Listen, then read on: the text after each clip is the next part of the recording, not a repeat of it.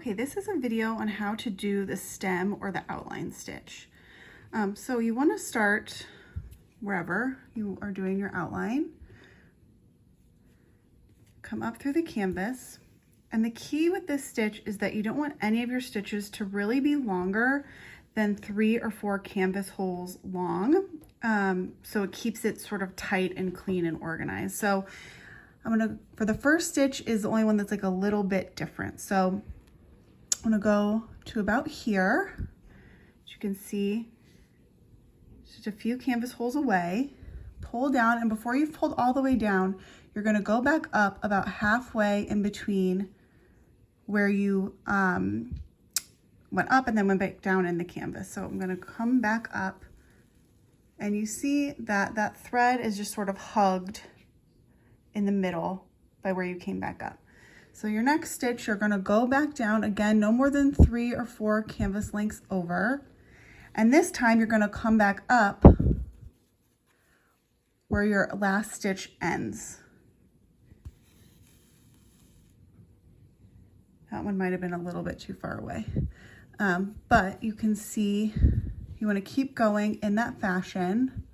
Go back up where your last stitch ends,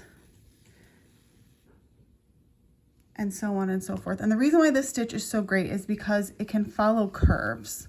So for instance, this circle, I'm gonna keep following the curve of this circle. And again, you want it on the inside for this curve of where the loop is. So I don't want my thread that I'm pulling to go like this. That would be on the outside of the thread. This would be on the inside of the thread. So you wanna keep pulling that up and continue following along the curve, and in the end you'll have a really nice neat circle. And this stitch is great for any curves. It's great if you want to do like a cursive writing and follow along with that, or wheels on a canvas, anything curved or anything that even might follow multiple curves that might kind of go back and forth, because you can switch directions on this. So for instance, say I'm not following the line of this curve and I want to go ahead and switch directions. I'm still going to go no more than 3 or 4 canvas holes over. So let's say there. And again, you want to keep your needle on the inside of the thread of the curve. So because I'm switching directions, that means that switched as well. So again, go a few holes over, needle back up on the inside. And you can keep going along any curve you want to follow.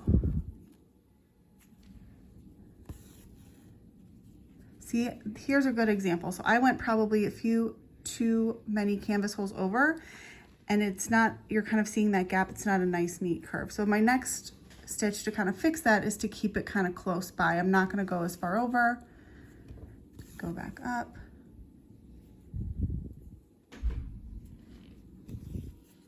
And again, you'll see my nice, neat curve is back. And then same thing, if you just want to finish that stitch, you just go back down wherever the last place is, and then you could tie it off in the back.